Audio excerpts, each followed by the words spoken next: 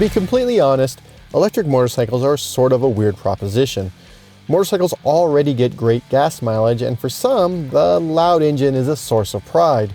Yet, Zero Motorcycles keeps making new models and frankly continues to impress with its evolution.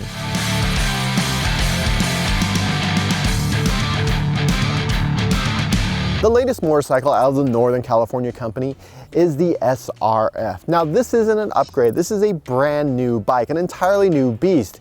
And with it comes new technology, both in the handlebars and in the powertrain. But like all EVs, it is expensive, starting at $19,000. Still, I can't help but want one in my garage. To talk about the tech, the first thing you need to talk about is the first thing you see when you sit down on the bike, and that is the new 5-inch full-color TFT LCD display. Now, it displays the usual how fast you're going, what your state of charge is, what time it is, but it's also where you control the cruise control, the ride modes, and even the heated grips if you so happen to get that option. Is this warm now?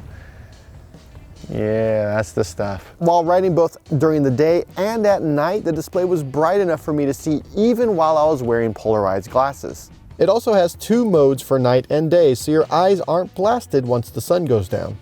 The whole thing is controlled by this knob slash lever slash button that's right above the turn signal. Now, it took me about 2 to 3 days to get used to it. There's a lot of pushing and holding to get into certain modes, but before long I was adjusting the ride modes and the heated grips on the fly with no problem. My biggest issue is there's a bit of latency enabling the modes. There's a lot of pushing and holding, which meant I kept looking down instead of looking at the road, which isn't ideal for a motorcycle. Where you want to look down is at the new app. It's easier to use and frankly just looks better. Plus, thanks to the SRF's 3G connection, which is included with the bike, you can check on the bike for things like charge rate. Nice when you're eating lunch and you want to know if you should order dessert. You know, because you want the bike to have more range, not just because you're a glutton like me. The 3G connection means that Zero can push over-the-air updates to this bike almost anywhere. In fact, I got one while reviewing the bike. When it popped up, I just parked it in my garage, plugged it in, and walked away for 30 minutes. More and more vehicles, cars, trucks, SUVs are getting these types of updates, so it should be no surprise that it's coming to motorcycles. The only issue you might have is if you accidentally initiate an update while you're, well, out in the middle of nowhere. It's actually pretty difficult, so it shouldn't happen, but if it does, you're just kind of stuck there for 30 minutes.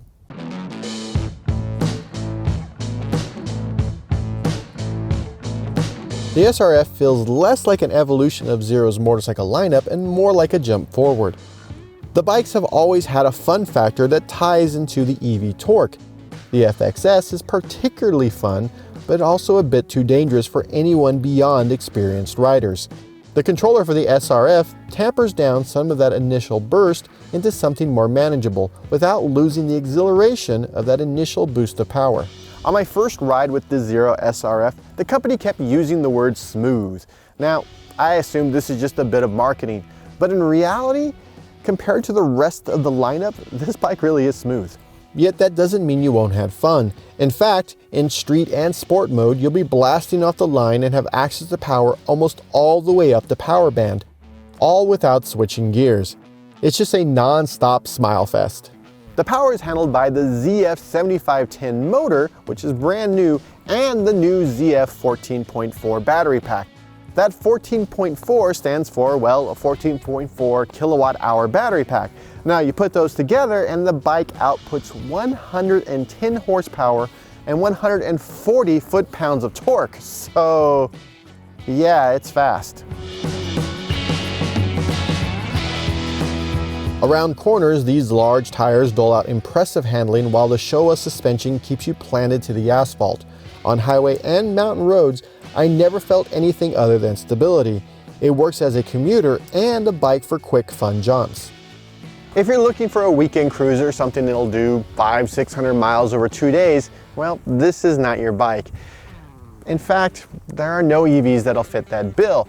And during my test with the SRF, I got between 75 and 140 miles of range between charges. Now that huge discrepancy has to do with a lot of variables, including what kind of mode I was riding in, stuff like that. But really it has to do with where I was riding. If I was on the freeway, I was going quickly, which meant I was burning through the batteries. If I'm just cruising around town, the battery lasted way longer. Also in Northern California during the summer, the afternoons are very windy, and I just happen to be on the freeway during those times. So like a giant sail that's not helping the boat go forward, I was killing the battery by riding around. In the city, while in eco mode, the bike had more than enough charge for me to ride around for about a week before I had to plug it in. For that charging, the bike supports level 2 charging standard. You know, the port you see on almost every electric car, that's on this bike. No more riding around looking for a wall socket if you happen to be out with your Zero motorcycle. Now, most of the time, I charge my vehicles at home, whether it be a motorcycle or a car or whatever. But when I'm out riding, I would rather be able to stop at one of these charging stations and top off the bike than just immediately heading on home.